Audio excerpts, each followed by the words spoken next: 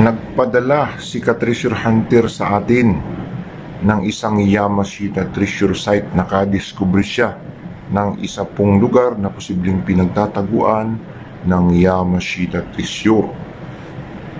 Kanyang nakita ang mga sign markers, palatandaan po ng posibleng kayamanang ibinaon noong ikalawang digmaang pangdaigdigan.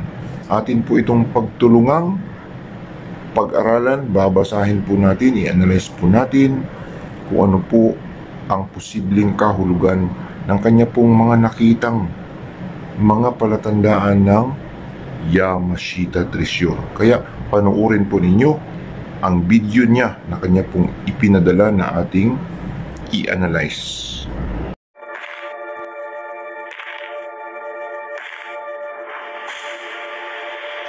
Welcome treasure hunters all over the Philippines. Welcome to my channel. Naniniwala ba kayo sa kasabihang ang naghahanap ay makakatagpo?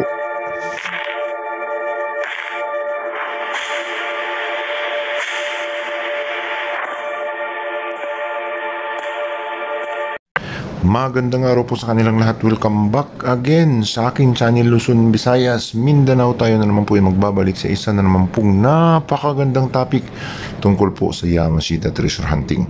At ito nga ay ang naipadala na naman sa ating video mula po sa kababayan nating nakatuklas ng mga sign markers, no? Palatandaan ng kayamanang itinago, ibinaon ng mga Japanese Imperial Army noong ikalawang digmaang pangdaigdigan.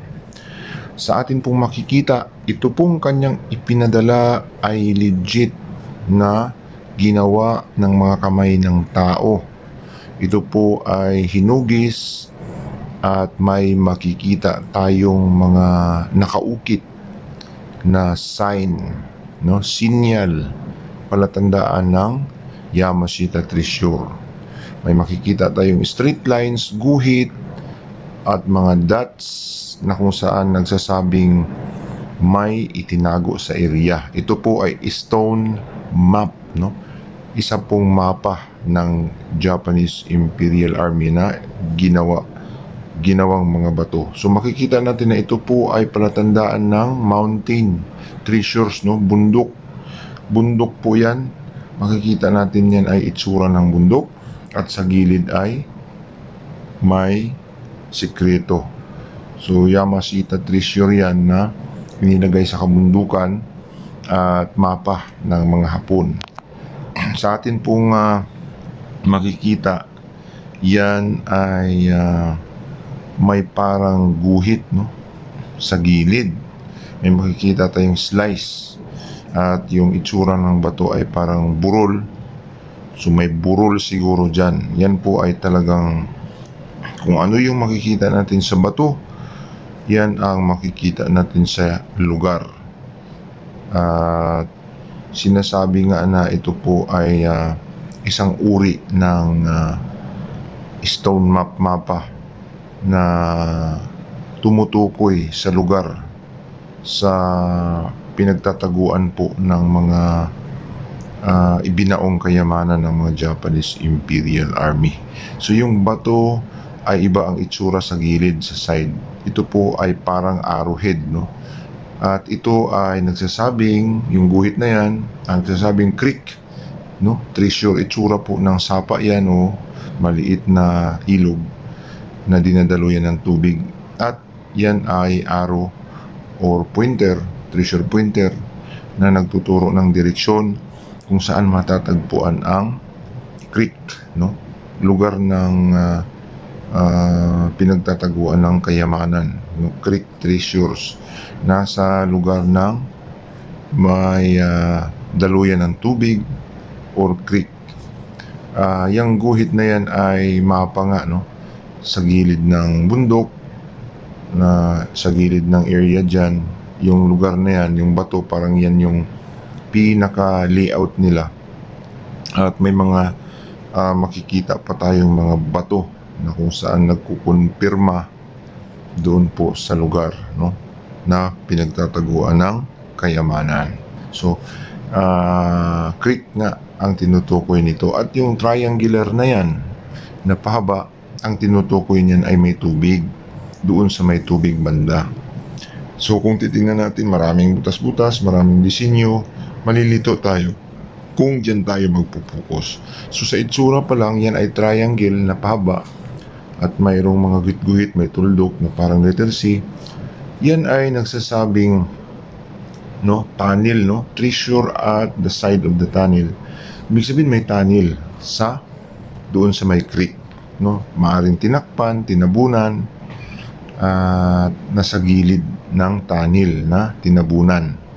So ito po ay isang uri naman, itong batong ito, ng pointer sa creek, mapa din ito. Yang guhit na yan ay creek yan, at nandyan sa may creek ang Yamashita treasure. Posibleng na nandyan na pagitnaan ng guhit na yan, yung parang creek, at yan ay nagtuturo ng direksyon doon sa lugar. Yung arrowhead na yan, na arrowhead ng creek, doon ang treasure sa may creek, o dyan sa may creek ang posibleng entrance, pasukan ng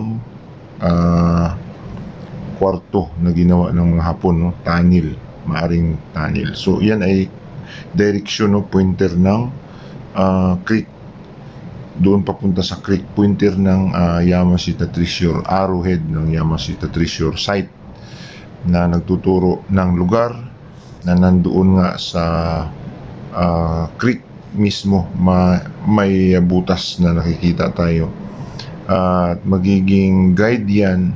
Yung slash ay magiging guide, nasa creek ang sikrito, nasa creek ang treasure. So posibleng dyan sa gilid ng creek, sa gitna ng creek, ay may sikretong butas na itinago sa ilalim.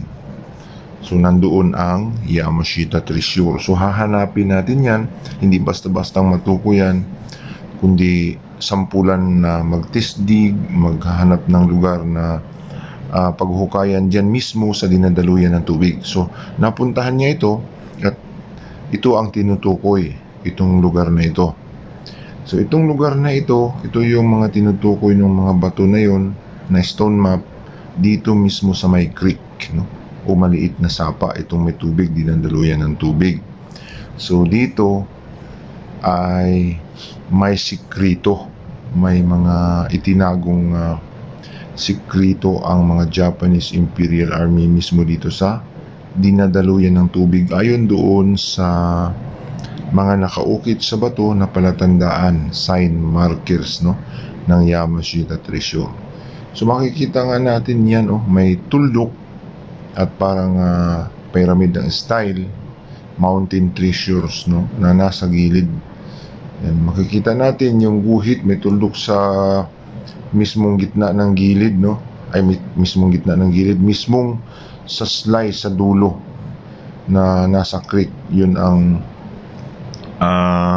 tinutukoy ng slice na yun ay creek, at nasa mismong creek sa dulo, sa dulo may tunnel, sa gilid ng tunnel na itinago sa ilalim dyan sa may creek. So, ibig sabihin may sikretong tunnel sa ilalim na itinago, ibinaon. So makikita nga ng disenyo niya, napakaganda yung disenyo, hindi basta-basta yung pagkagawa. Mapapansin natin na yung arrowhead na yan ay isang uri ng mapa ng mga Hapon, yung arrowhead na yan, mapa na ang itinuturo niyan ay dyan mismo sa dinadaluyan ng tubig. So yung arrow nila ay ginawa pang mapa ng creek. Maraming mga slice yung mga bato na nagsasabing nasa creek talaga. So bukod doon sa mga bato na ipinakita niya, ay mayroon pang iba na mga sign markers na nagkukumpirma sa naunang mga sign. So may nakikita tayong parang letter C, parang question mark. Makikita natin na nagsasabing sure no? Sure treasure deposit, para kasing question mark yan, or parang letter C na nagsasabing may tunnel, may sikretong tunnel dyan mismo sa lugar sa may creek, no? Nandyan mismo sa dulo ng creek, yun ang layout nila, yung dot na yun na may guhit sa dulo ay nagsasabing mismong nasa creek sa dulo, no? At may makikita tayong dot, no, na parang may letter T. Yung parang letter C ay tunnel, yung parang guhit pababa yan ay cave, no? Cave entrance, cave in, posibleng may entrance, cave entrance dyan sa area, or close tunnel, close cave na nasarhan, sinarado ng mga Japanese Imperial Army. So napakagaling po, no, ng pagkagawa nila, pagkatago nila. So may buti yan, yung buting yan is hindi pa naman masyadong luma yan, kasi makikita natin sa itsura. Posibleng malagay lang yan dyan. So yung itsura niyan, no, yung kinakalkal niya ay parang letter C din yung style. Tunnel yan, no? Tunnel down, no? May tunnel dyan sa area na yan, dyan sa sa creek mismo. Yan kasi ay nagsisimbolo ng entrance, door, pintuan ng tunnel dyan sa area na yan. May secret nga dyan, may secretong tunnel or may cave sa ilalim na tinakpan, tinago.